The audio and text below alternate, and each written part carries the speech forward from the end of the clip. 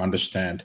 Now, what we are talking about here is not really complicated information. We are not talking, this is not a statistics class, quantitative methods class, or rocket science, advanced underwater basket weaving or anything like that. This is, it's relatively common sense for most people, because you are all working adults. You have had some connection to human resources management. And of course, you are all international. So there are some nuances to HR, which we'll also talk about, that we are obviously looking at this from kind of an American perspective a little bit. So I try to make kind of comments, in certain issues where, there may be country-specific labor laws and different things that may or may not apply, or may be different. And so we'll have discussions about those when we cannot get to those kind of topics. But I just think that what happens is that if you don't read the text, you learn little patches of information here and there, but it's difficult to kind of bring it kind of together. And so reading the text really helps you to kind of bring it together. And so when you do a little bit of assignments, little bit of listening and having discussions over here during Saturdays, and then a little bit of reading, hopefully it kind of all comes together. So I believe that we also learn by writing. Obviously, this is not an English class, so we're not going to be super strict about, all of you are English. For most of you is a second language, so I'm obviously going to be flexible with that. So don't worry about if you feel that writing is not your strength. I just think that in business communications we have to learn how to write, and this is an MBA course, so there's going to be some writing, nothing major. I'm going to ask you to write a paper during this course. Nothing like a psychology philosophy paper, 10 pages approximately with 4 references. And I've given you a topic. The topic that I gave you is out there under assignment 1 in the course. And, it's very simple. I want you to visualize what HR, human resources, will be in the future. We're going to talk about that a little bit today and next week. Some of these things, how human resources management is changing, but I kind of want you to take that to the next level in your paper and kind of research it a little bit, and kind of think about how HR is increasingly becoming strategic, in organizations. It's not anymore just a department, in the basement with a lot of filing cabinets. It's now out there in many chief people officers, as they are these days called. They are in the executive suite, in a senior leadership team, and they have a lot of strategic significance. And so that's changing in HR significantly. And then the other piece that is changing human resource management is what's called HRIS, so human resources information systems. So now everything is, in the cloud. Everything is, there are lots of companies providing these services for HRIS platforms, and PeopleSoft is a very common one. There are many of these where now employees interact with an online platform for pretty much everything to get their payroll, their benefits, and all of the other things. So those are 2 factors that are changing HR. So I kind of wanted you to kind of look into it and kind of brainstorm that a little bit, look into some resources and so, yes, absolutely, Lizzie, you're saying that actually HR is accepted as a business partner. So absolutely, that business partner strategic role is very much where HR is going, and have been, going to that direction. And we'll talk about reasons for that. I mean, humans have becoming the ultimate resource for organizations. I mean, they kind of always have been, but there are some reasons why they are becoming more so. We are living much more in an information society where finding skilled, capable people is becoming increasingly challenging.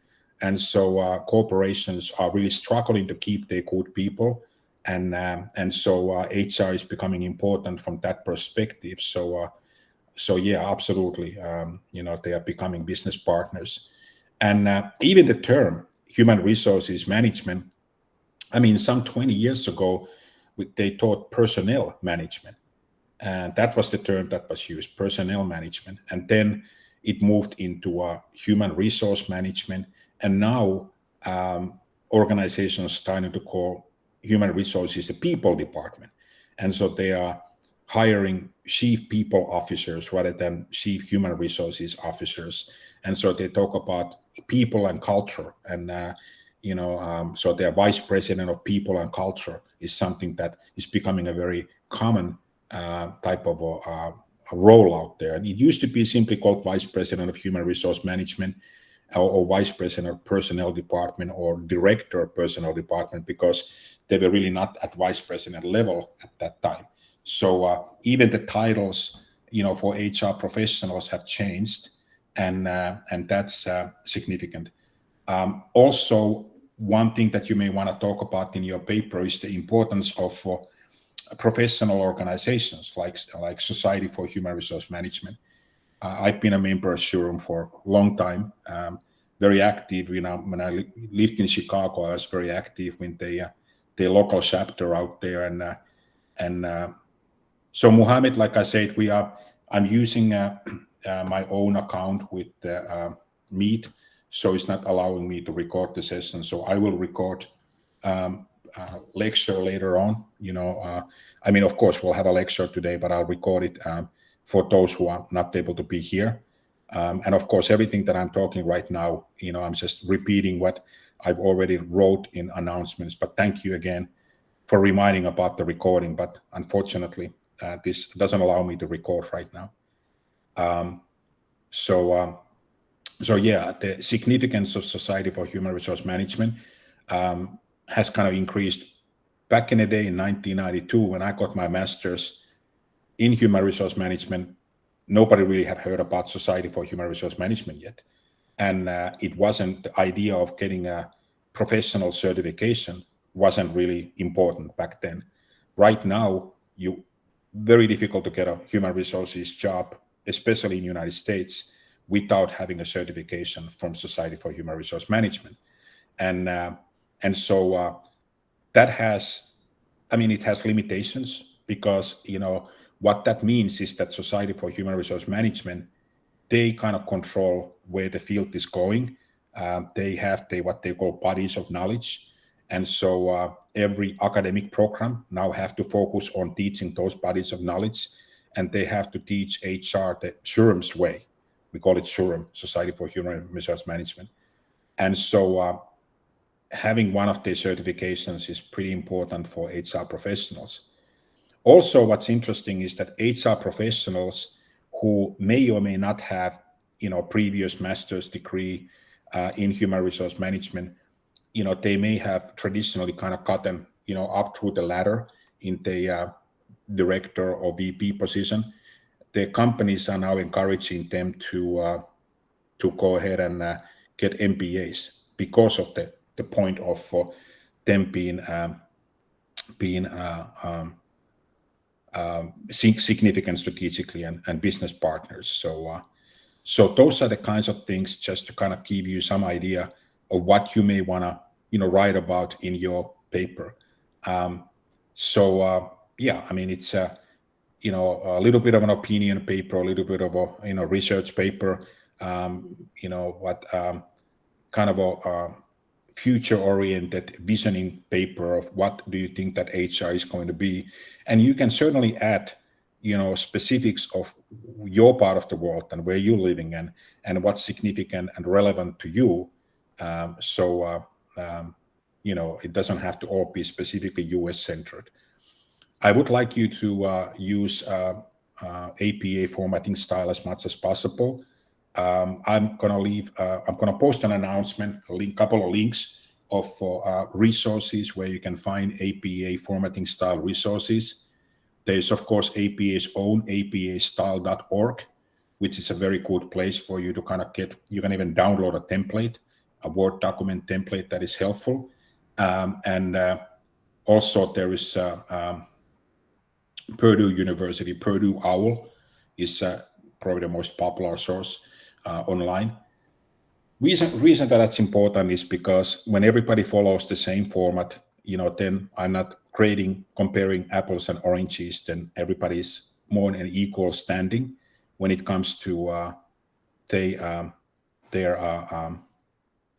paper and grading. And also it's kind of a universal standard in United States. At least all universities and colleges these days use American Psychological Association formatting style, except maybe English departments may use MLA style, Modern Language Association. There used to be a little bit of a attempt for business schools to go into what used to be called the Chicago style, also called the Turabian format, but that has since fallen apart. So now even business schools are using American Psychological Association formatting style. It's just important because this is a graduate program. So at the graduate level, that's kind of like all of the papers in academic journals are written in APA format. So when you get familiar with writing in APA format, and I'm not going to be super strict about it, but just basically your references and citations, that's just a good habit to have. The second assignment that, and I'm just telling these to you right now because they really basically are due at the end of the course. I mean, I don't want to be strict about due dates. Well, I'm going to set kind of a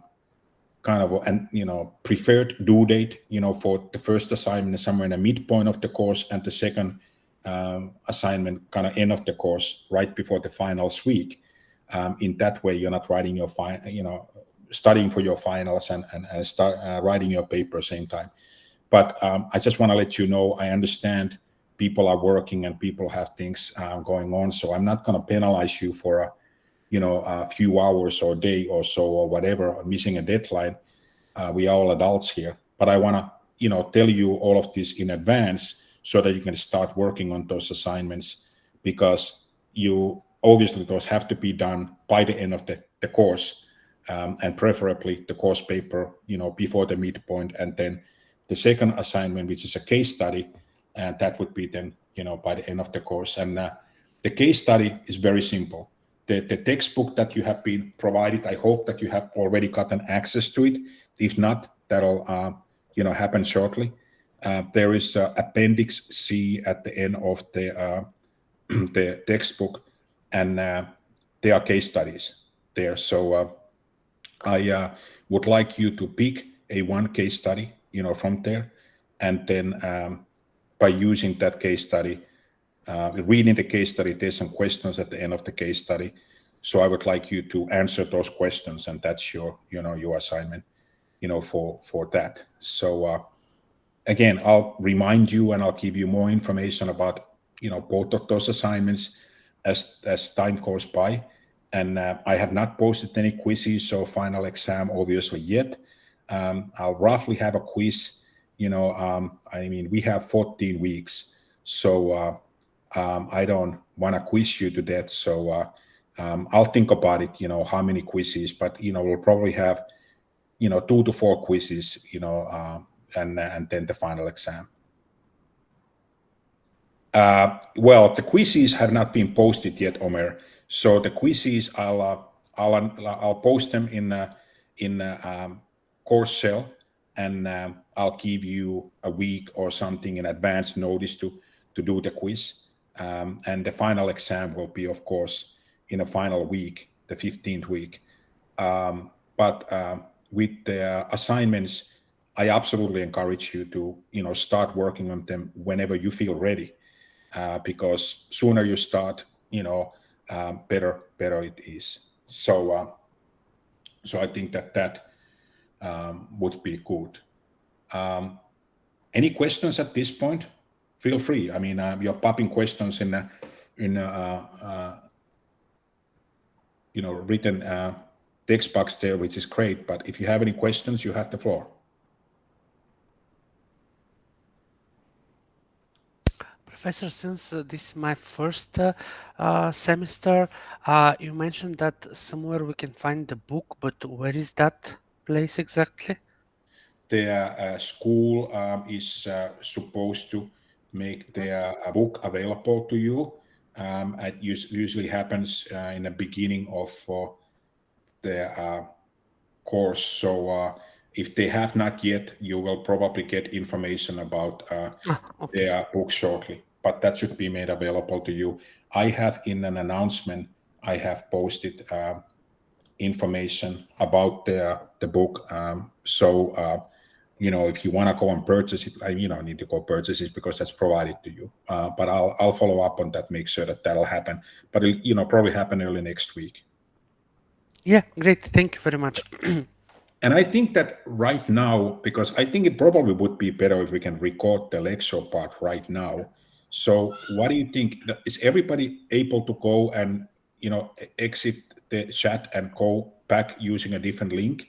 Of course. Because I know it's kind of hassle. I apologize for that. But if you take a little bit of a break, maybe a 10 minutes break here, and because unless you have any questions about the assignments and expectations for the course and all of those kind of things, because I just wanted to start with kind of introductions and what we are doing in a course before we get into the lecture presentation part. But I think that I can go into my Saco University's account and I can open a different new chat there. So if that's okay, would that be acceptable to you? Yes, definitely. All right. Well, it is 10:38 right now, so 10:40 roughly in my time. So whatever it is in your time, let's come back at the 10:50. So that gives you 10 minutes, to have a coffee break or whatever. And I will post in an announcement a new link for us to continue. And Jodeline, welcome from Philippines. Absolutely fantastic. I know a lot of Filipinos, great country. So so in 10 minutes, let's come back using the new link that I will post in a class announcement. Okay? Okay. Great. Thank you, everybody. Okay, well, we have almost everybody, I think, here. And a couple of more people coming in.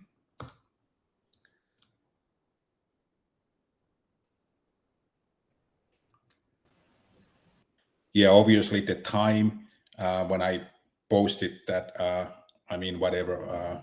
I had opened the session already. So anyway, thank you for coming back. And I apologize, but this doesn't improve the situation because I still can't record. And I'm not an admin for this account, so I cannot go to the admin settings and allow recording. We were just talking about it, how many corporate accounts, recording is disabled purposefully because it's a privacy issue. So this is my Saco University's account, but it's not allowing me to record. So I will still have to go ahead and troubleshoot this afterwards. But for those who are here, don't worry about it. I will record something later, the presentation part separately, so that you'll have that if you want to revisit. And those who are not here today, you'll have that available. I have posted the slides already, so that should not be a problem. But okay, thank you. That's fantastic. I appreciate it.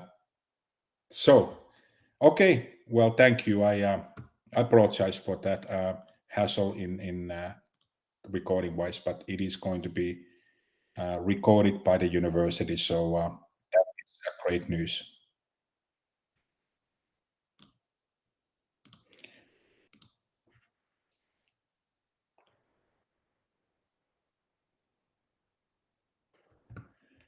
So let me open over here my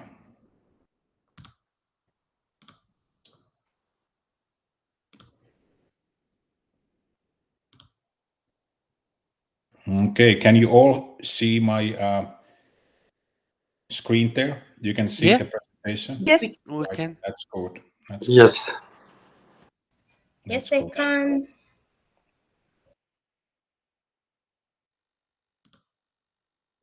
Okay, that should look good now, right? I can see you. So, okay, chapter 16 is what we are, not what we are looking for here. So hold on a second.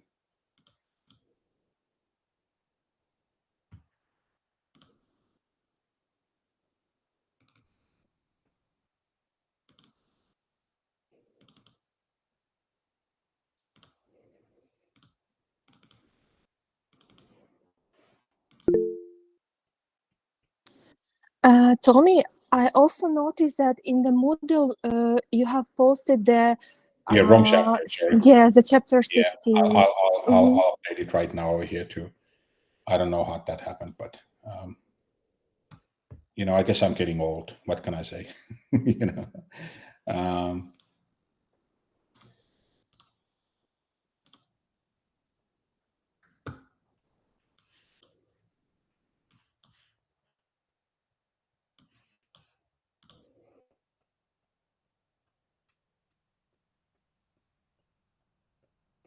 All right, and I'll update that in a Moodle as well over here.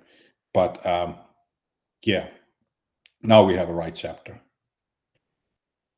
So we'll talk about what HR is, what human resources management is, and how it kind of relates to the management process, and then we'll talk a little bit about important trends. I kind of mentioned a couple of those already, a little bit, but we'll talk a little bit about trends there as well.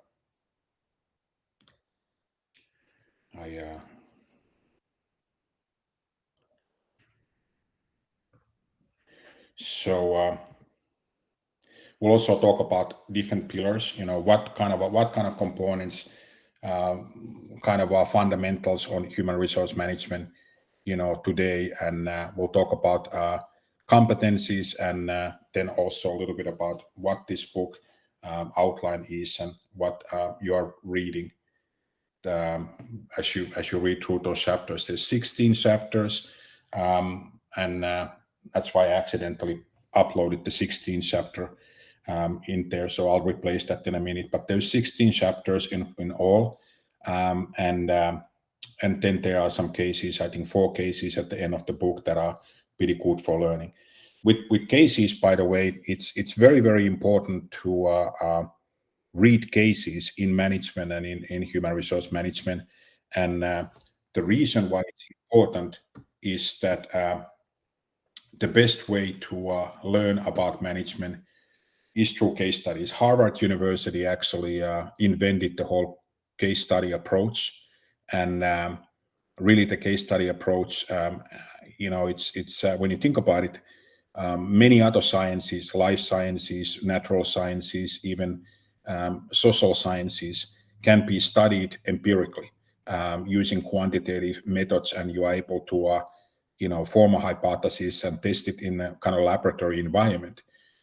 When it comes to business, you really can't. It's very difficult to do that, because you can't go to an organization and tell everybody to stop doing what they are doing so that you can study them. So that's why, because there's many times you've probably heard about this, that there's a thing called half-tone effect. And half-tone effect is essentially this effect of when people are told that they are being studied, they immediately start changing their behavior. So in organizations, when you go there and you start studying them, these scientists, management scientists, because management is a science, and human resource management, of course, as a subsection of management, is a science. So when these scientists and researchers, scholars go in there and study management, they would, of course, need to let people know that they're studying them, because you can't study people secretly, because that would be unethical. And so what happens is that the very minute when you start, people know that they are being studied, they change their behavior. And so that's why we use case study methodology in management science a lot. We study existing organizations without really their knowledge of being observed. We are studying them using interviews. That's also called phenomenological approach. When you interview certain people, not everybody, but you interview a subsection of people from the organization, You can do some observations, but not in an empirical environment when you seek to control the variables. And but you study what is written about the company, called archival research. And most of these case studies are done that way. They are archival research cases written by other people about the companies, and then we ask some questions about those cases, and we recognize common practices, benchmarks, learn that way. So case study methodology is just really important, and so that's why you have that second assignment to look into those case studies, and you can choose which one you want to do. Now, you have probably seen this before. The management process is really originally, there were 4, but it's since then been expanded to 5. The different functions of management. All management is about planning, organizing, staffing, leading, and controlling. And that staffing was the additional one that was added there, and that really refers to human resource management, which is kind of interesting when you see leading out there. So if leading is one of the functions of management, can you be a leader without being a manager? Can you be a manager without being a leader? Well, you can be a leader without being a manager, because leadership is a universal activity. You can be leader in a military, you can be a leader in a community organization, you can be leader even as a parent to your children. You are a leader, in a really broad definition of leadership. But you cannot be a manager without also being a leader, if that makes sense. So in business organizations, management includes leadership as one function. So why is HR important to all managers? Well, you are mainly the biggest reason is laws. I mean, back in the day, long time ago, there were a lot of really not that many laws to protect employees, and of course, depending on which country in the world you are, there may be more or less these kinds of laws, labor employment laws. But in the United States, there are larger laws to protect employees these days. And so it is very, very important for all managers to be trained and directed, guided by human resources managers, so that they could avoid personnel mistakes. And some personnel mistakes can be lawsuits that can cost millions to a company to fight. Some of other kinds of mistakes could be not so much legal issues, but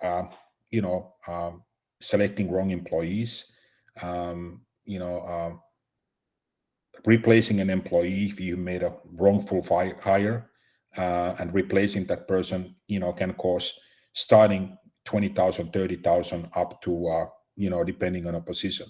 So just replacing an entry-level employee can just, every time you replace them, is $20,000. Just goes into the recruitment and selection process and all of that. So it becomes very costly when you have to replace people.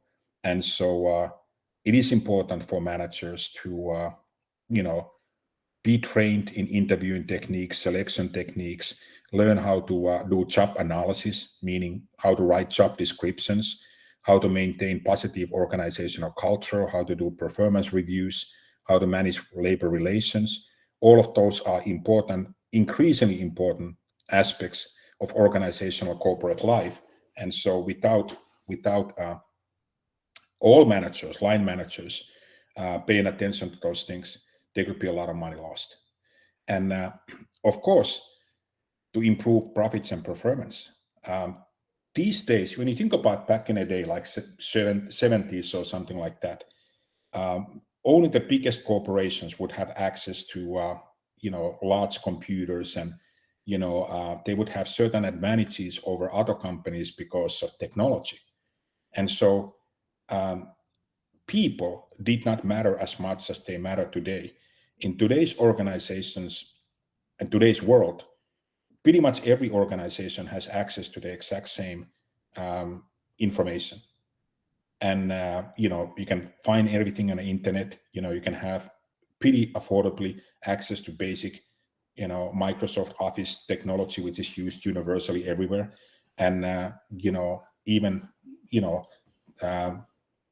video conferences that used to be really difficult to do back in the day. Now everybody has access to these kinds of things. So technology has kind of, evened the playing field. So now people make much more of a difference. And so managing people correctly can really be a big factor in improving profits and performance. And so there are some amazing examples of that. Here in the United States, there's Southwest Airlines has been used for decades now as an example of excellent personal management. They have actually brought people and a culture, as a kind of elevated that in a business strategy, where they've been able to win all kinds of, awards in the airliner industry. They call it Triple Crown Award that they won many, many years in a row because of the excellence in managing people. And so there are some companies that we can read case studies, and there's entire books written about them that have excelled in their management of people to the point that they're just beating their competition. They're just excelling over and beyond everybody else because of the way they manage people.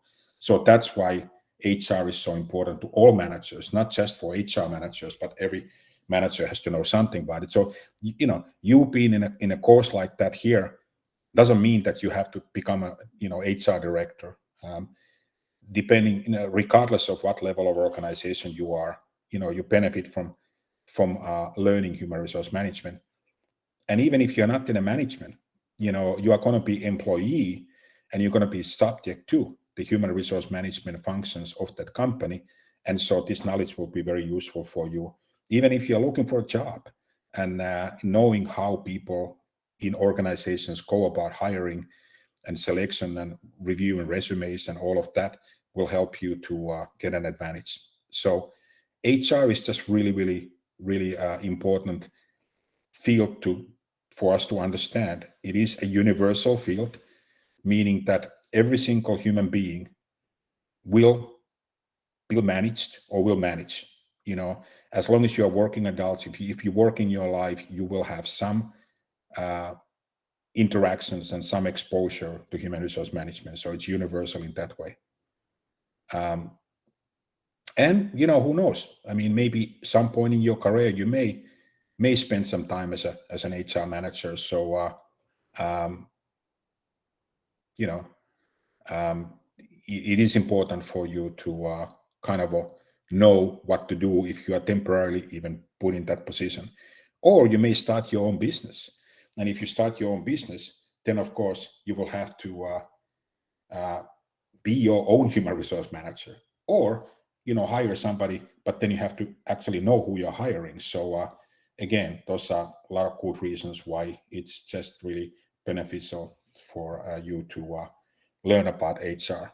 So there are line and staff aspects of human resource management. Often, if you have ever heard of a concept called matrix organization, a matrix organization would be a good way to describe how human resource managers, they don't necessarily have line responsibility, but they have staff responsibility kind of in a matrix organization kind of way, when they do have some authority even over the line managers, but not direct supervisory kind of solid line. It's usually called a dotted line relationship.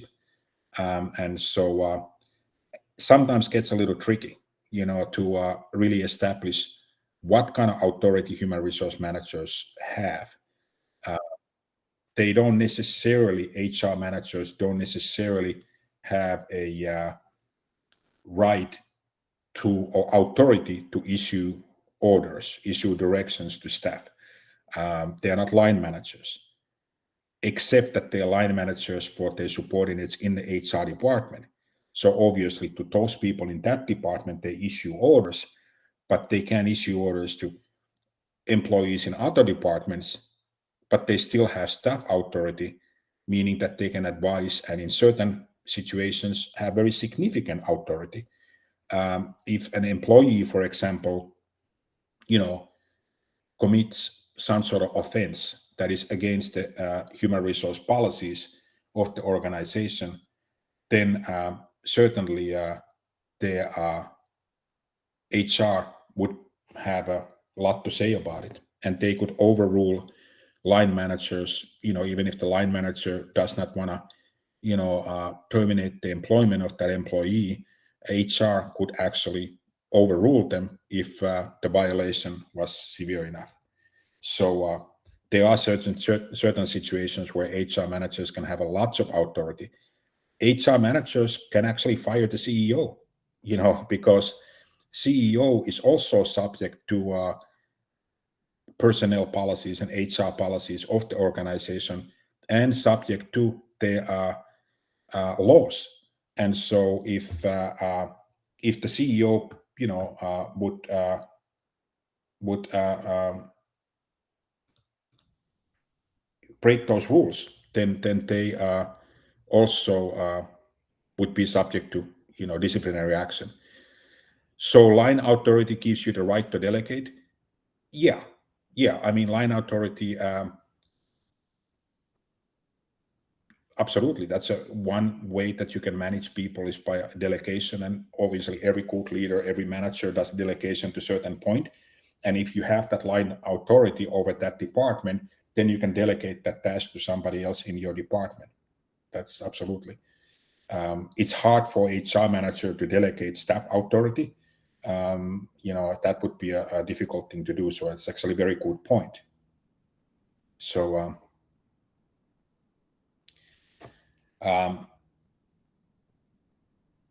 so like I mentioned earlier, that line manager responsibilities would be to placing the right person in the right job. Line managers are the ones typically interviewing employees.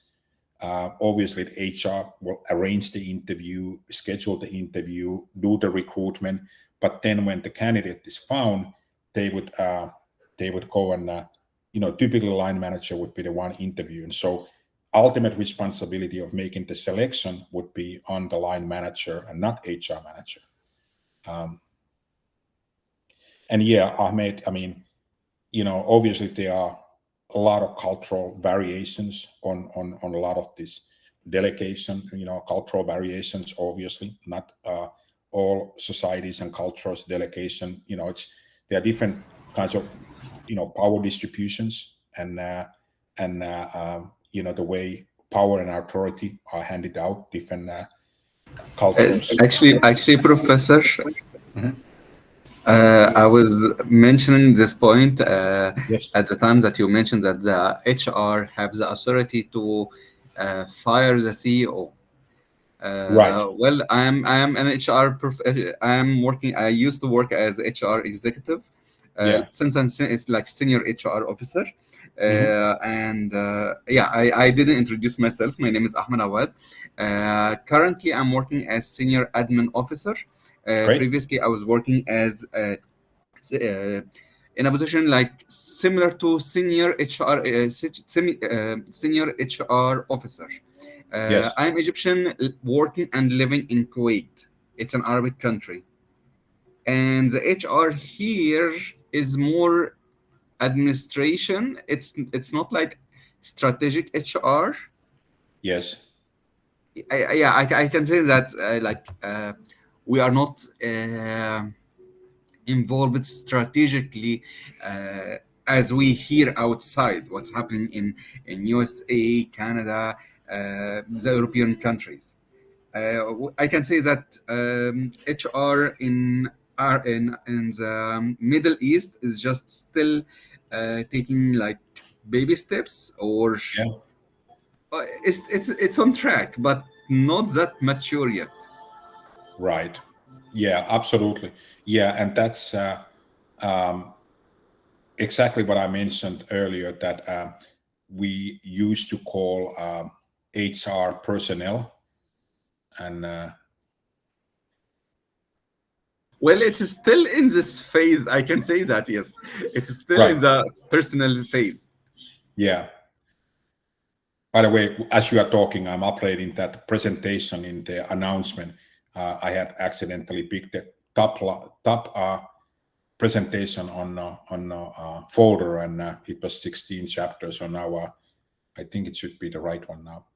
But yeah, I mean, this is exactly the difference that we talked about. How historically in the United States, HR departments used to be called personnel departments, and because there were limited a number of laws and regulations to protect employees and to govern these things. Also, that meant that HR managers didn't have as much power that they have today. And so I think that some countries are, and I hate to kind of say that they are behind, because I think that's not fair. Every culture is different, and different things are different way. And so, but different countries have different kinds of laws about power of personnel managers, and what authority and power are given to CEOs, and all of those sorts of things. So um, it's just, things are different, and they are, United States had to evolve in this area. Management, first of all, it's probably the only science in the world that is purely American born.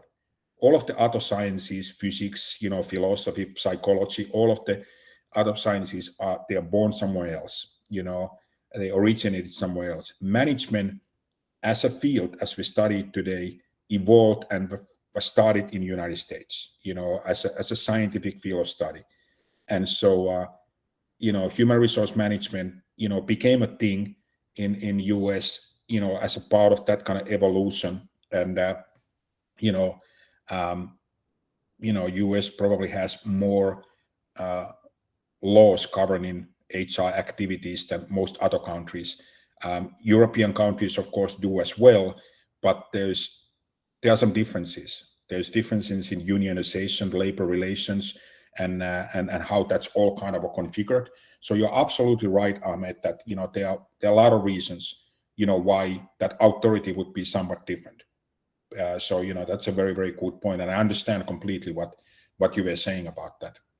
So yeah, it's and I don't, like I said, I don't want to use terms like that some countries are behind or not as advanced or anything like that, because it's all relative. But there are reasons why HR managers have significant power in US, in today's world. One thing that is also very important is that orientation. I mean, unfortunately, still many organizations do not do a good job with orienting employees. They pretty much, hire a person, point them to their desk, and say, "Here, start doing your job," and that's very inadequate, very insufficient.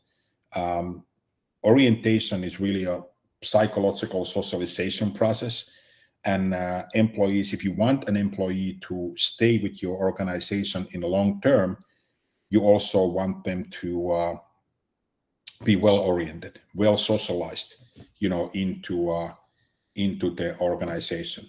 So it's very, very important to to uh, uh, um, to be orienting them, in systematic kind of way. And this is what line managers have, that kind of a responsibility, and not HR department is not going to do the orientation. It's the line manager. Training employees. Training is important. People need to learn how to do their jobs. HR can provide general educational resources and skill development, but the actual job training is left to line managers. By the way, there's a difference between education and training, right?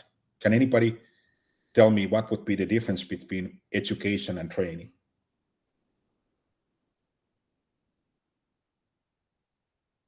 I think educate is more theoretical. Training is more practical. Right. Yeah, I think you're right, Mohammed. That's one way to phrase it. You're absolutely right. I think is also the other Mohammed. You raised your hand. Go ahead. Training is part of education. Training has a set of objectives for short-term period of time, and has certain objective and work on specific skills area or knowledge area. But education has this broad and long-term process. All right. Very cool. Yeah, that makes sense. That's I agree 100%. Short term, long term. Yes, absolutely. And theoretical. So you're both right. It's definitely that. Education. I mean, I always make the joke about advanced underwater basket weaving, right? And so you'd say, why would somebody study, something crazy like that? And education can be about anything, and it can still has benefits to your job. It doesn't have to be specific about your job. That can still benefit. You can get education about mathematics, which helps you with your critical thinking ability, but it doesn't necessarily, it's not specific to your job. So education and training also, in that way are different. So, okay, there's a raised hand. Go ahead. Hi, Professor. So yeah, I was wanting to say that in my opinion, trainings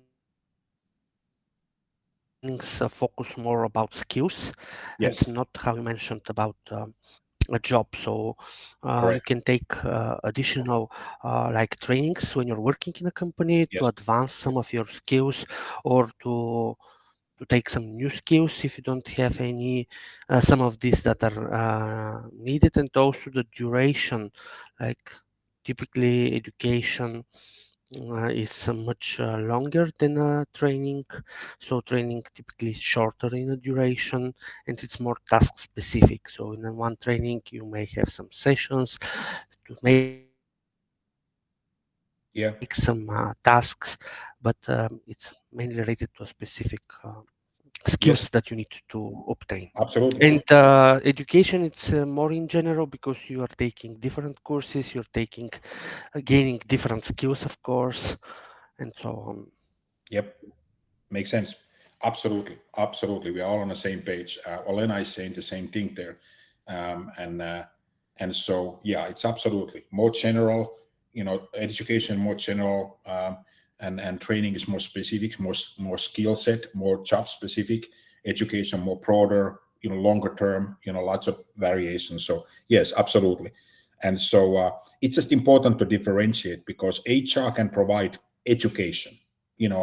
Education doesn't have to be formal in schools. HR can provide sort of education about a lot of different things, like cybersecurity, sexual harassment, safety in the workplace. Those are kind of a broader kind of educational topics, but not necessarily specific to that one job. They are broader in the sense that they apply to everybody in an organization.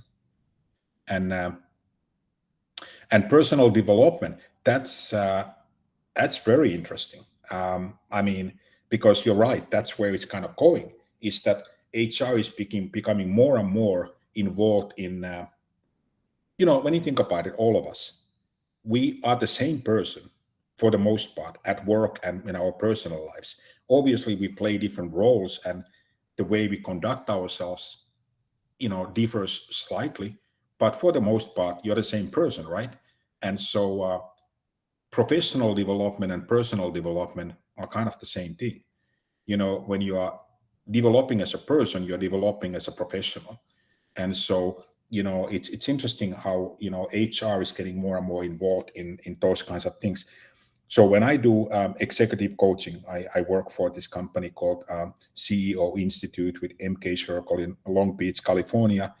And, I do executive coaching online like this from here, from Alabama, And so I train leaders to be leaders, executives to be executives.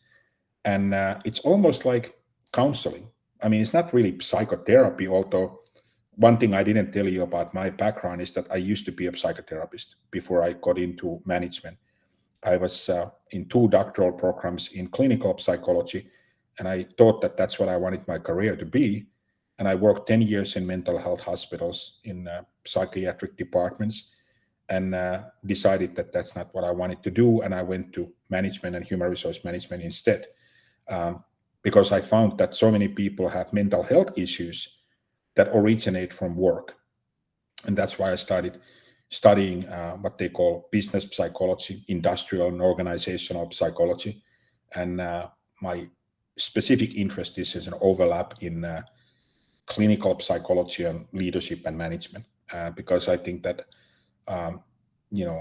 those things are really relevant, and they are becoming a thing right now. The organizations are starting to recognize personal development and also recognizing clinical issues, psychopathology, and how those things are determinants, important factors in work. I know that this is a very kind of a shocking and sad topic to talk about, but in United States, homicide is one of the leading causes of death in a workplace. It's kind of shocking to think about that. You are more likely to be killed by a coworker than break your neck in an accident. But that's unfortunately, well, breaking your leg in an accident, I mean, scaffolding, poor scaffolding, meaning, when people are constructing, houses and they have poor, bad quality ladders and those kind of things, that's the number one cause of accidents and people dying in a workplace. But it's unfortunately being killed by coworkers is a much too common way of a safety issue in a workplace, and it happens alarmingly a lot that those situations happen, and they're not accidents, obviously, but those kind of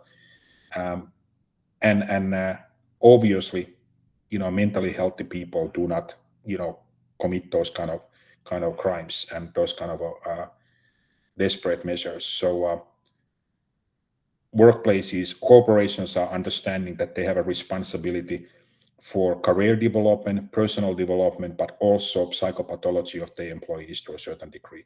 So again, a lot of ideas to think about writing in your paper. That these are the kinds of things that human resources is kind of evolving into.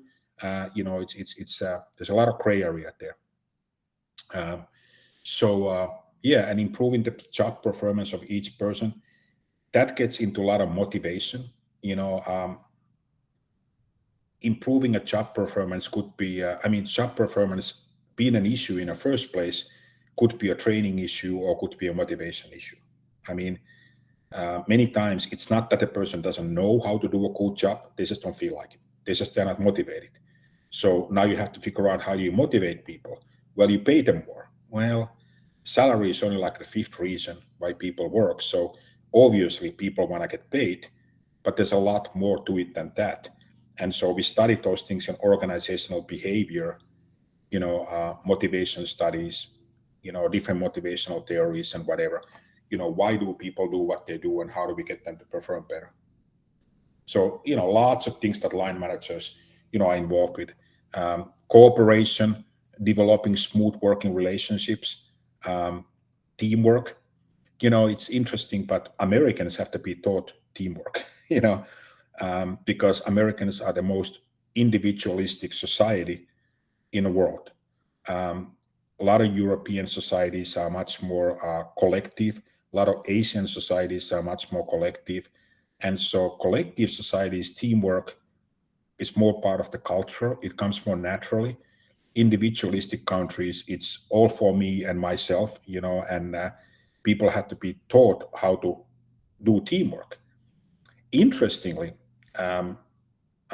sports, one of the benefits of American soccer players, and we all know that Americans are not, relatively speaking, as good in soccer as, there's great African soccer players, great Latin American soccer players, Middle East, great players come from there. Obviously soccer is the biggest sport in the world by a stretch, 8 billion fans out there.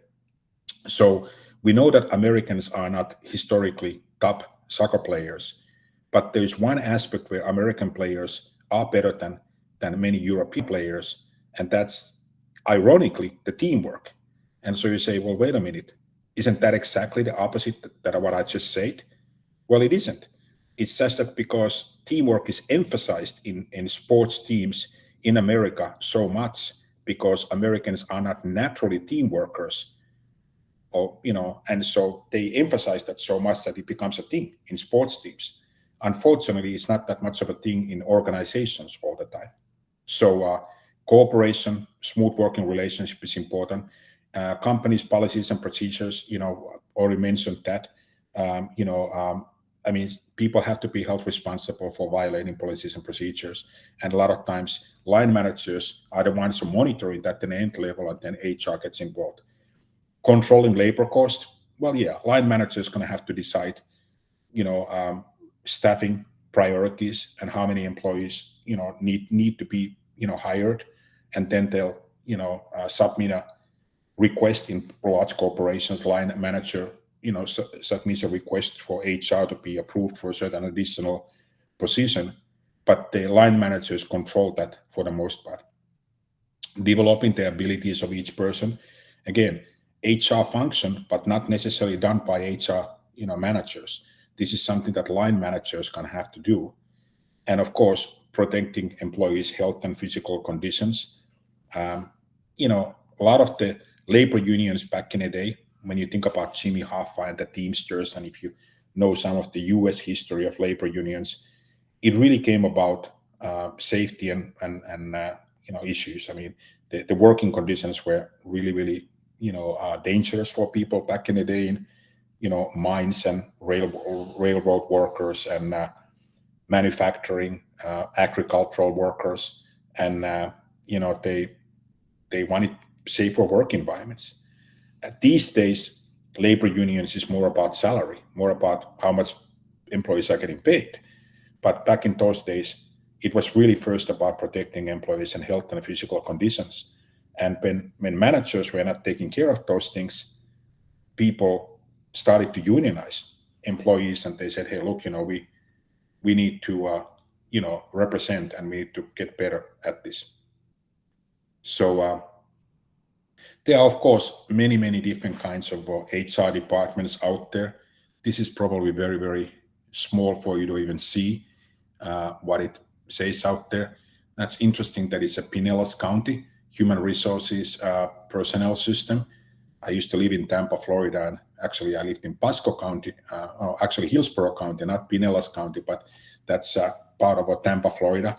So I recognize that logo out there. So, personnel system board hires a director of human resources. They have a secretary, and then they have departments or people under them, called total rewards, planning and performance, communications, outreach, workforce strategy, and human resource information systems and records administration, and then organizational talent development.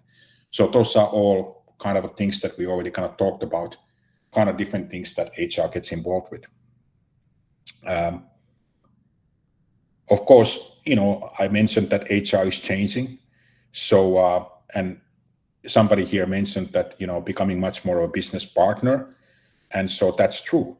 HR has been kind of reorganized in many organizations, or the whole function.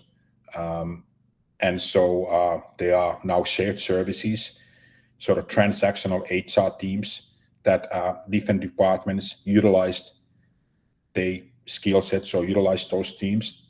It's kind of a matrix organization structure. There are corporate HR teams.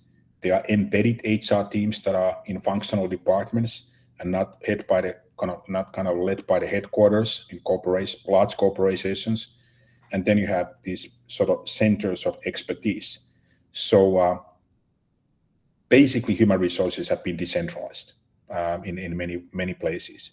And that's kind of a completely opposing to the old way of doing things, where HR would be, the central department kind of involved in all of these things.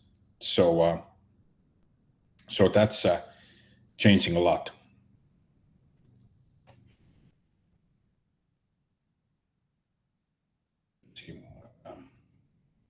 making sure that so there are different kinds of trends, work for demographics and diversity trends. I mean, again, different thing in different cultures, but I think it's fair to say that diversity is an issue everywhere in the world. Every culture, every society has certain type of diversity issues. There are minority groups and majority groups, women and men. I mean, I came from Finland, like I said earlier, and Finland is one of the most equal societies in the world, where women and men are very, very equal in all aspects of society. Not completely equal because, I mean, unfortunately, even in Finland, it could be argued that men have perhaps better corporate, opportunities than women in certain industries, but probably much more equal than the United States. And then the United States is much more equal compared to some Asian countries, Middle East, and even Africa. So, it wasn't that long time ago, historically speaking, even in the United States, when women didn't even have a right to vote. And we have come a long way from that right now. But even in sports, I always make the sports comparison. I mean, you look at sports, American football, there is no women's American football teams. So in this country, in certain ways, women still don't have opportunities in certain areas where men do. And that's a big diversity issue because you can't ignore 50% of the human race, and women are roughly 50%. So women have to be, given the right same opportunities. Over here in the United States, obviously racial relations are very, very critical because of the history of slavery. They are personally very important to me because, I'm married to an African-American woman and we have interracial children. So the issue of, racism and discrimination is something that I take very seriously, and HR departments, they have to consider those things because there's still, unfortunately, a lot of that going on. And then, of course, you have, increasing amount of issues with the transsexual, homosexual, different kinds of employees that, also have to have same rights. And, society and many workplaces are struggling with some of those kinds of issues. And of course, different parts of the world, different issues like that are involved. So that's kind of a big trend in human resource management right now. And then jobs that people do, they change. What people want to do change all the time. How people do it, like remote work. A lot of people say that the global pandemic changed the way we work, and remote work became, popular. But in reality, it was going to happen anyway. I mean, the technology is putting us in a position where we can do things, remotely. So why not? I mean, look at what we are doing here. You are attending a college course, university course, online from different parts of the world. It's pretty phenomenal when you think about it. I mean, this wasn't possible 10 some years ago.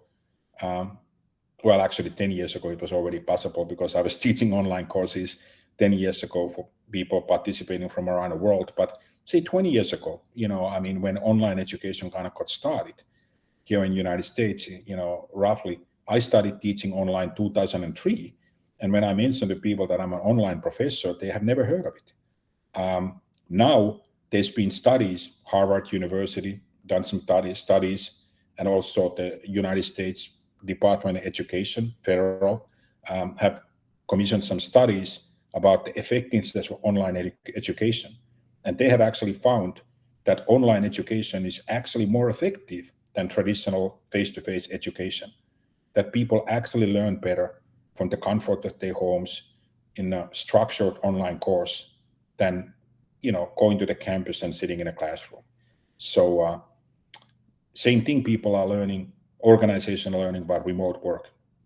Lots of people work better and more and with better performance when they work remotely. Not all and not in all situations, but technology allows collaboration and teamwork. And so a lot of people excel at it, you know. And so, and I saw thumbs up out there. So I'm glad some of, you know, you probably work from home and you agree with me. Globalization, folks, globalization is here to stay. You know, people can, you know, dislike it all they want. And there are a lot of people in, not just in US, but different parts of the world where people oppose globalization. But there are also then a lot of people who, you know, very much support globalization. The fact is that globalization is here to stay. You know, it's the way the world is gonna, you know, advance itself, you know, is collaborating, because no country has it all. No country has all resources. And, you know, corporations don't care anymore, you know, where they get the employees, as long as they get the best employees. And so they go to look for talent anywhere in the world. That's why when you go to Silicon Valley in California, you find that actually I'm going to San Francisco next week. I'm kind of looking forward to it. But up there in the Silicon Valley, where the high-tech companies are, close to San Francisco, it's very diverse. You have people from India, you have people from Africa, you have people from all over. They hire the best talent from around the world. And it's not about what country's citizen you are anymore. So globalization is changing HR in that sense. Economic trends, well, HR is becoming more important when economy, you know, is not booming, because you know, being organizations have to be profitable and have to work harder to be profitable. When economy doesn't support, customers can't buy their products. So economic trends, you know, fluctuate labor markets. Interestingly, when there's an inflation, when there is a recession, that's typically when, you know, employees, I mean, companies in the times of recession, they have more employees to hire and they can pay lesser wages, unfortunately. And when economy is going well, people are buying a lot of products, and you know, people are getting better salaries, and they also have better choices of employment opportunities, which actually is bad for corporations. So it's kind of interesting how economy and economic trends impact corporations and individual people differently. And then there's, of course, technology. I mean, you know, the single biggest factor in history of business, change factor, was internet. Internet has changed the world of business more than anything else since Industrial Revolution, which is pretty amazing when you think about how huge that is. So, so more on those trends. I mean, social media may be annoying a little bit to some people, but social media is becoming real big right now. With that comes some problems. You know, now you have to start monitoring your employees' behavior in social media, because they can embarrass the company by making some politically sensitive or culturally sensitive statements or something like that. That has become an issue. Also, marketing and selling products. I mean, it's all about social media right now. So when you see some celebrity out there, Kim Kardashian, wearing a, you know, certain kind of dress or carrying a Louis Vuitton handbag, it's not by accident. That's because Louis Vuitton paid Kim Kardashian to be carrying that, you know, that bag in a social media photo. And that's how marketing is done these days. You can't even really recognize this as being marketing, because it's celebrities, you know, behaving certain way and being paid to post pictures in social media. So it's very, very intrusive in some ways and very clever in many ways. Mobile applications. I mean, these days our world revolves around our phones, right? So, you know, many of you may be listening to this or sitting out there in a beach, you know, or a park bench, you know, and listening to this with your mobile device. So everything has becoming so mobile, you know, oriented these days. Cloud computing, of course, is a huge thing that changed human resources, because now employees are able to access information from anywhere, from their mobile phones, access the information from the cloud, which also makes things kind of cybersecurity-wise dangerous, because now somebody can hack into that, cloud and jeopardize people's confidential personal information and hold corporations ransom, and that happens a lot actually. Data analytics, the information is, AI is a big thing right now. So AI is making those kind of decisions. Olena, you have a hand up, or Ahmed, sorry, you have a raised hand. Okay, yes, Professor. Yeah, that's really great. So my concern is that, as you said, that some corporates they start monitoring their employees' social life, such as like social media and something like this. It may affect the company profile. So, Professor, don't you think that that's kind of action it may like goes against the company, so because it is not good to monitor staff rights, their personal rights and freedom of expressions and freedom of speech and such issue. Yeah, absolutely. Thank you. Absolutely. I mean, look, I mean, it's tricky. It's difficult, right?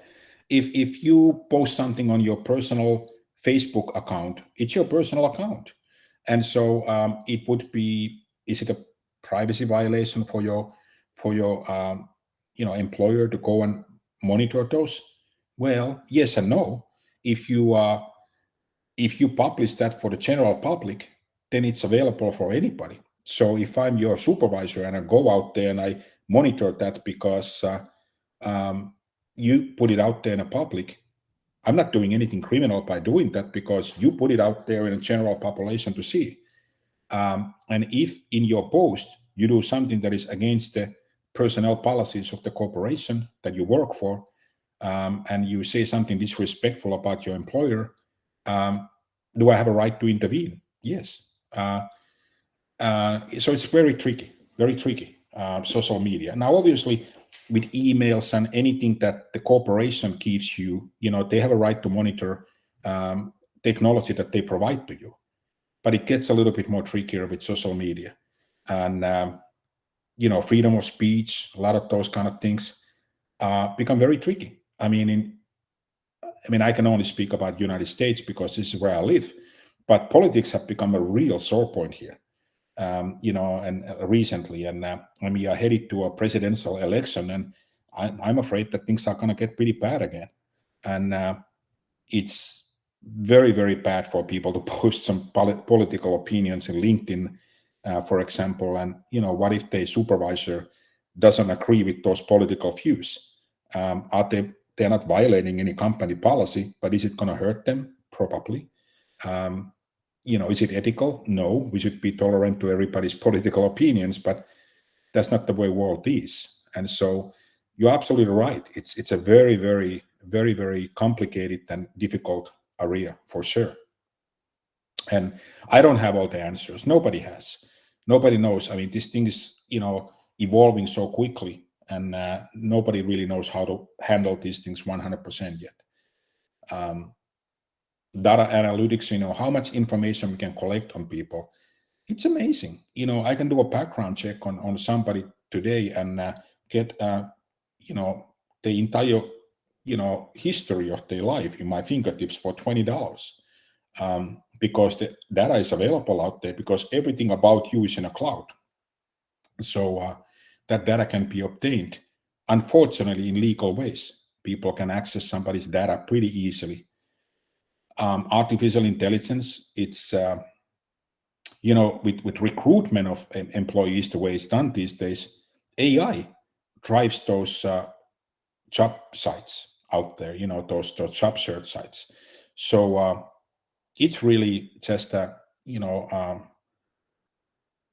search algorithms and AI, suggesting certain jobs and this and that. There's no people involved in that.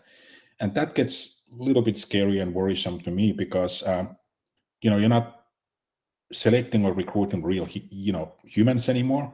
You are basing everything based on what somebody says in their resume, at least the initial step. So all of these things get complicated, and augmented reality makes things even more complicated. So And especially when today's, it's fairly easy for anybody to use augmented reality to create social media posts of somebody. You can record a video of somebody talking in a video that looks exactly like them, that you could not tell apart, but yet that person did not record that video, because you have technological tools to make almost anybody look like anything. So there's some real issues, that we need to, battle with. Got to speed up here a little bit because I don't want to keep you whole day. Do you need a few minutes break? Is anybody falling asleep? I don't want to talk you to death. How you all doing? Everybody good? Okay, cool. Well, let's carry on then.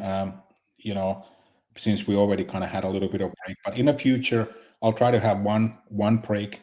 Between we have a 2-hour lecture, so I'll always have a one break. Today we had a little bit earlier because and if you need more than 10 minutes, we can do more. But we'll just try to stay on course today. So we'll just talk a little bit about brief history of personnel and distributed HR. How it goes. And so, of course, the trends that we talked about, they are all guiding force for what happens in HR. And then, of course, you have employees focus on sort of human capital, which is the total knowledge of everybody who works for you in your organization. If you look at that like a money in a bank, it's like all that knowledge is money in a bank. It's human capital. And so you look at your entire workforce in terms of the capital that the company has, and what kind of human capital do you have. Some companies have more human capital than others, and so that becomes certainly a HR focus, in performance, engagement, and HR strategy become important ways of guiding that human capital.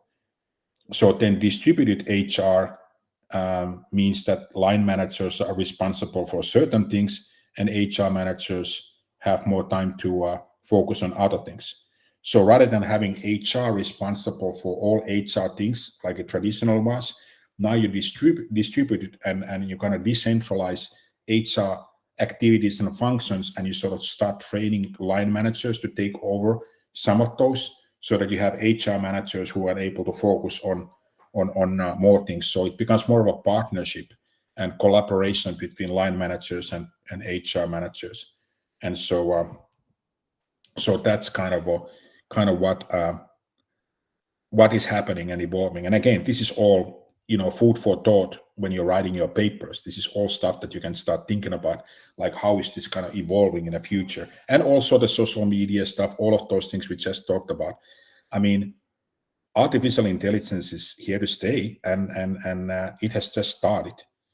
And what AI is going to do for us as a society is kind of scary. They are very smart people who said some very scary things about AI. Steve Jobs, had some predictions, about AI. Bill Gates have said some very concerning things about AI. So, and these people arguably, historically had a huge influence on information technology, Bill Gates and Steve Jobs, whether you like them or not. I mean, they've had a huge impact on, technology, and for them to say, be careful, we should pay attention. So, yeah, AI is becoming a big issue. So all of this means that HR has now become a strategic partner with the line managers, with the senior leadership team, formulating, executing human resource policies and practices that produce the employee competencies and behaviors. Of course, to support the company's strategic aims. And I mentioned Southwest Airlines, historical example of a company that took the human resource strategy, functional strategy, and they turned that into an entire business strategy for the entire corporation.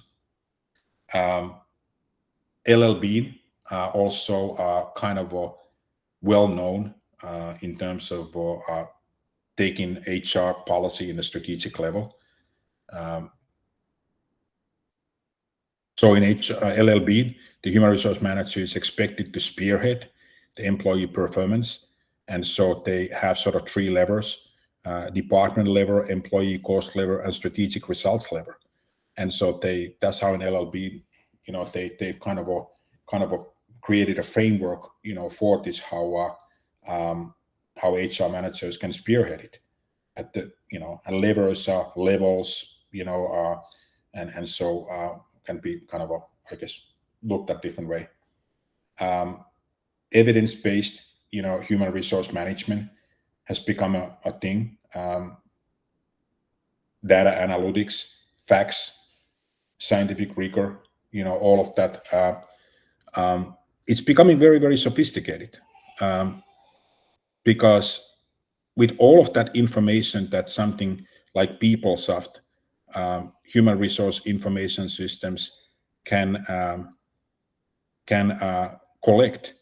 I mean, imagine how you are able to analyze that information, and you have everything about every employee in your corporation, and then with the aid of artificial intelligence and sophisticated computer algorithms and all of that, you're really able to manipulate that information and really generate a lot of forecasts, predictions. You can do things in a very, very fascinating kind of way. So these quantitative methods are, big data, as they call it. It's really pretty amazing.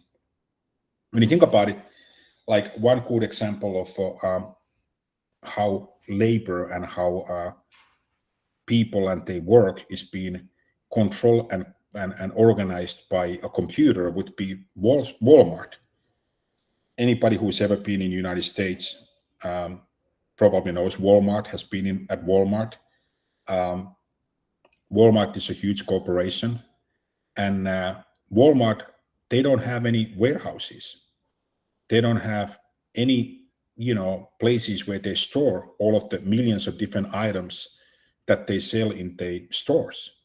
All of the stores, the supercenters, they only have a loading dock and, a little room between their floor and loading dock where they open the packages and kind of, get them moving. But there is no storage space, no holding warehousing. So how do they do it? How is Walmart able to keep their shelves filled with different items, almost never run out of anything, and sell literally millions of different products? And the answer to that is the amazing value chain, logistics, supply chain. They literally have their warehouse on the highways of the United States in 18-wheeler trucks, 24/7, moving around the United States, between different locations, from distributors directly to stores and so forth. And all of this is controlled by computers that are driven. They are doing what is called dynamic programming.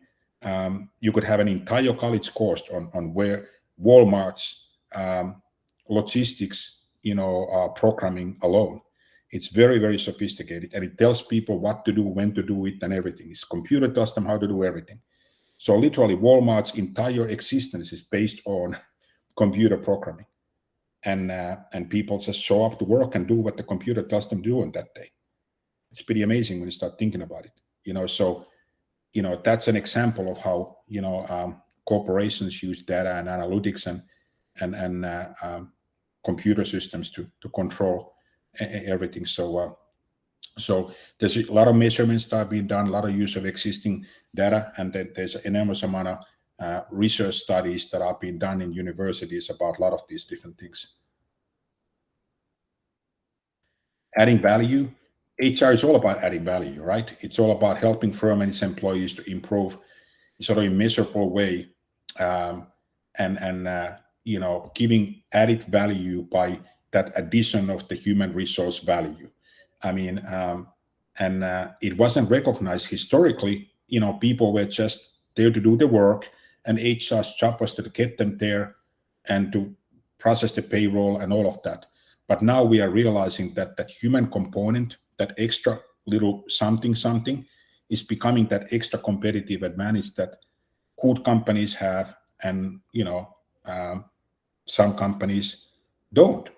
And so it's really that extra, the final frontier. If you're Star Trek fans, it's that kind of extra added value that people bring to the corporation. Sustainability, it's a sensitive issue, and I don't mean to, I don't know.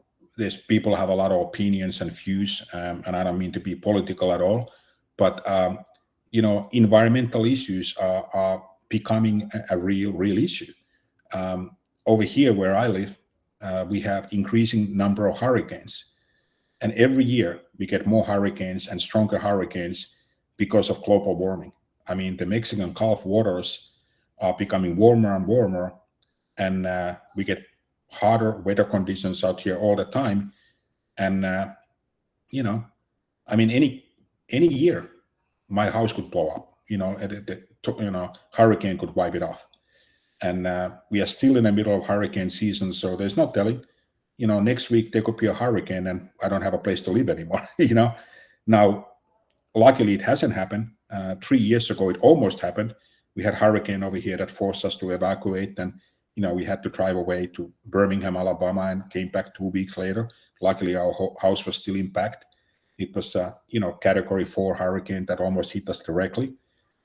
These things are increasing. In Miami, in Florida, Miami Beach is flooded in a certain time of the year already because of the rising sea level. Venice, Italy, examples go on and on and on. So now corporations and companies have to start paying attention. So social responsibility and environmental sustainability have become some real issues for companies to worry about, and HR is in the middle of all of that. Employee engagement. I mentioned about the final frontier, how people are the final frontier. Well, getting people to be engaged and work hard, you can't just whip people, you can't just force them anymore. It's not legally, allowed to do that anyway. And in many kind of office, kind of high-tech, kind of intellectual jobs, that would not work anyway. So how do you get people psychologically involved with the organization, especially when people are working increasingly remotely, which of course loneliness, isolation, things like that become an issue. So really employee engagement is a big future challenge and big thing that it's a big trend right now. How do we get people to do their jobs in the best possible way? And how do we get people to do it ethically? How do we make sure that people don't not only violate make sure that they don't violate company policies and procedures, but certain sort of universal ethical principles as well. And how do we make sure that employees don't steal from the companies, don't kill other employees? Like I said earlier, it's a horrible, sad thing to talk about, but the reality is that it does happen. We have enormous, there's been over 200 something, I don't even remember, but there's been enormous amount of mass shootings in this year again. Every year there's numerous mass shootings that happen throughout the United States, and many of them are happening organizations and corporations of employees coming to work and shooting a whole bunch of other people. It's a terrible, sad thing to talk about, but these are ethical concerns. How do we make sure that people don't do those kind of unethical activities and hurt others and steal and all of that?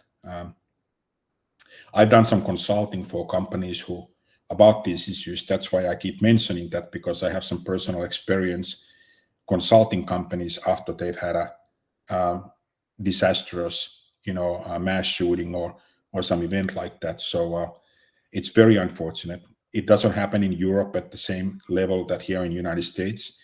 Over here, it tends to be happening. So it's a little bit more of a concern for sure. And so HR is involved with all of these. So to be an HR manager, I mean, that's a pretty big task. these days. It always was, but these days it's even more. They can't just be good at the traditional personnel tasks like hiring and training, but they must be financially aware and savvy, understand that the real business issues, the finances of the company do matter, and they have to be aligned with the HR sort of policies and plans. So there's a real strategy involved in being HR manager these days. We talked about Society of Human Resource Management. They have the competency model, the bodies of knowledge that I talked about, HRM, Society of Human Resource Management, body of competency and knowledge, that they talk about what skills and knowledge should HR manager, exhibit, what would they need to have, and what kind of basic functional areas of HR should they have command on. So, like I said earlier, these days, SHRM, as we call it, Society of Human Resource Management, pretty much regulates and controls the direction of HR and what HR, managers do. There are these certifications that I mentioned.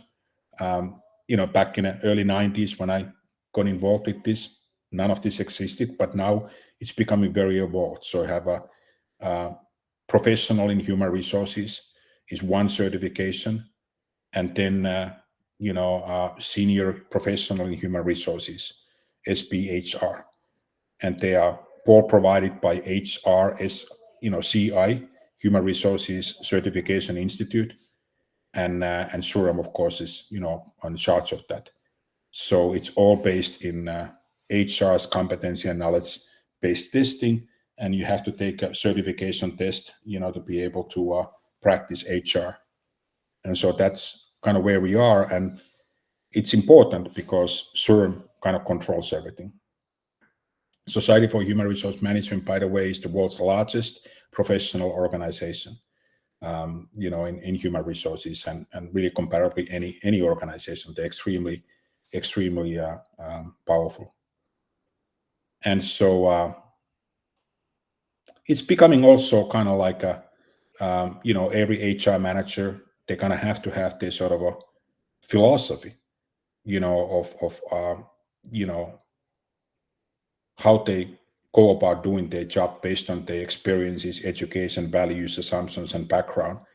And so HR managers have to be able to articulate sort of their whole philosophical stance, on these things. So this book, that we use, there are many books out there, that are used in MBA programs. This is one that is very popularly used. I can tell you that, you've read one HR book, you read all of them. They're pretty much the same. They all cover basically the same information with maybe slightly different examples and slightly different tone. But for the most part, they all cover the same functionalities. So the important issues and trends and themes that we cover here, they are pretty much consistent everywhere. So, we highlighted some of the important issues already, but they will be kind of, highlighted and emphasized throughout chapter to chapter, so that everything is kind of looked at in the same kind of framework. So we'll also look at some practical tools for every manager, because you are not necessarily here to become HR managers, all of you, but you are here to learn HR in your jobs as a manager.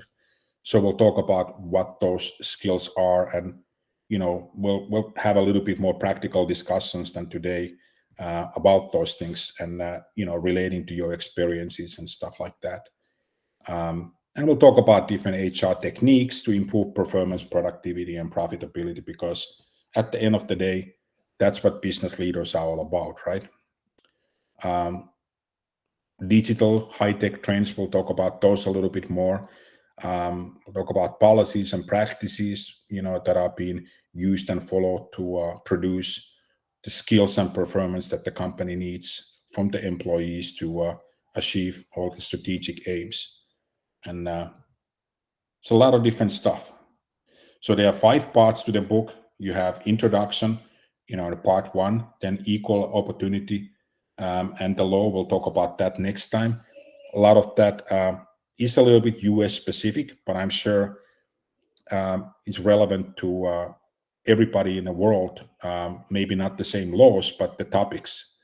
And then we'll talk about the human resource strategy and analysis. That's of specific interest to me. I have historically taught capstone MBA course at MBA programs for the last 26 years, and in almost consistently, for some university like St. Leo University that I teach for. So strategic management is an interest of me. So we'll talk about that a lot. We'll talk about in part 2, recruitment, placement, and talent management. Talk about the importance of job analysis, because that has to be done in order to write job descriptions. Then we talk about personal planning and recruitment, testing and selection. A lot of really tricky issues there, because not all employee testing is, legal and ethical, but yet we can do a lot of testing. We just need to know what to do and how to do it, and when and how to use it. Then we'll talk about interviewing candidates. It's very tricky business. There are a lot of things that you cannot ask legally and ethically, and there are a lot of things that you should not ask. And then on the other hand, there are other things that you definitely should ask. And not a lot of line managers know how to do proper interviewing. So that's a skill set that HR managers have to train line managers to do. Then we talk about training and development. It's a subsection of human resource management and industry. Training and development is its own industry. How to train and develop employees. That's what it's really about. How to conduct performance management and appraisal. There are a lot of cultural variations on that. In US, we like to do, every half a year or every year performance appraisals. Some societies, it's not done that way. And some societies only do team appraisals, not individual appraisals. So it's very, very interesting. And there's a difference between, performance management and performance appraisals. So those are two different activities. Then we'll talk about career management and retention.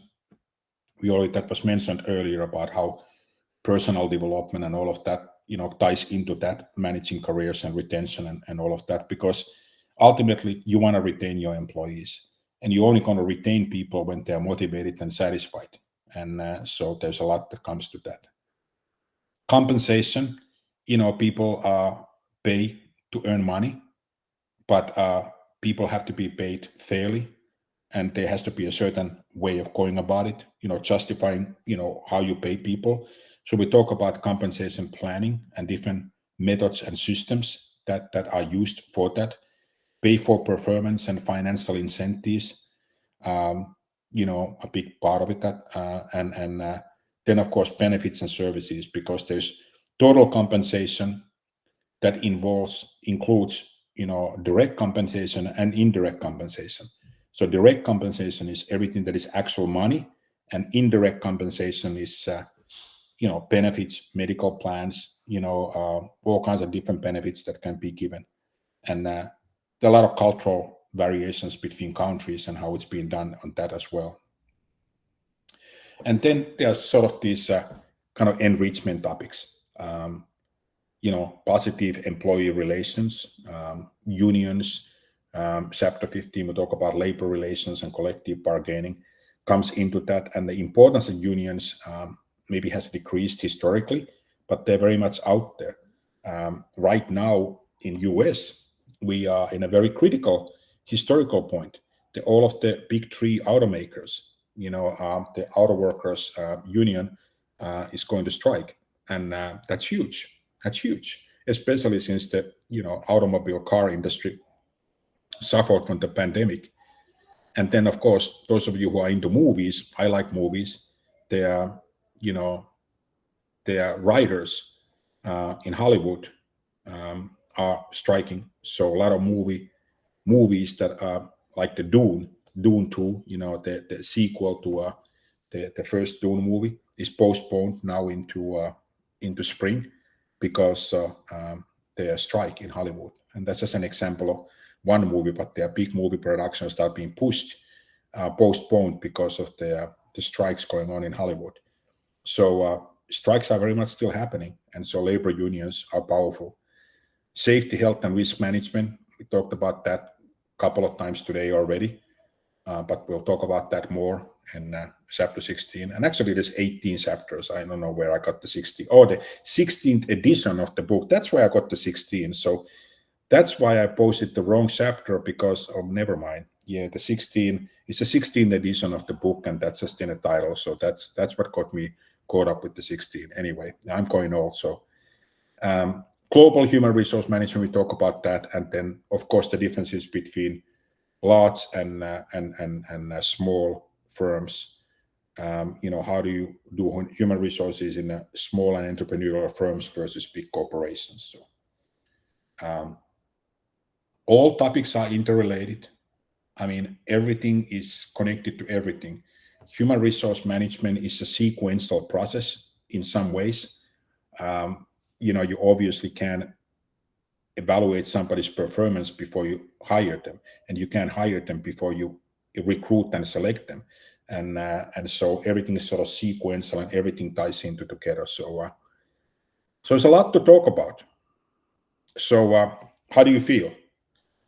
Everybody still, on board? Yes.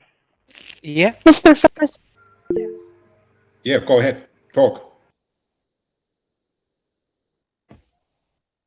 Let me discontinue this, but yeah, go ahead. Somebody wanted to say something?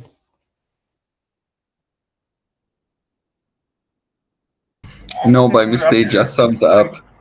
Okay. Well, and by the way, I try not to. I mean, I like talking. I'm sorry. I'm a talkative guy, and so please feel free to, raise your hand. Engage. I know that's it's also kind of a cultural thing. I mean, when I went to Finland in the Helsinki School of Economics, they expected me to lecture, right? So they expected me to be kind of in front of the classroom, to be kind of the expert, talking about this stuff. In the United States, we don't really approach it that way. For us, it's more participative, engaging kind of lecture, right? We are trying to get people involved and participating more than just, expect people to just listen to lectures. So obviously today I was talking a lot. I try to, let you talk a little bit more going forward. So please just feel free to raise your hand, to to type questions or comments like you have a lot today. That's fantastic. You sound like a really, really cool group of people. I'm really honored to be able to work with you and to help your educational journey. You are all professionals, working adults. Looking forward to learning more about what you do, and I thank you for your introductions today. It's always difficult to get to know people in an online environment like this, but I'm here for you. So through WhatsApp you can reach me. Obviously, through email you can reach me, even phone if you want to. So I'm always here, available for you. You may want to drop a text or something if you want to talk to me on a phone, for example. Send me a text message first saying, or WhatsApp message and saying, are you available this and this time, and we can arrange that. And so yeah, we'll just keep going forward, and I promise this is not a painful class. It's not it's not about grades. I mean, unfortunately, I do have to grade you and give you some points and this and that, because that's part of higher education. But I'm not really focused on that. I'm really more focused on you learning than grading you. So yeah. Any questions? Any thoughts?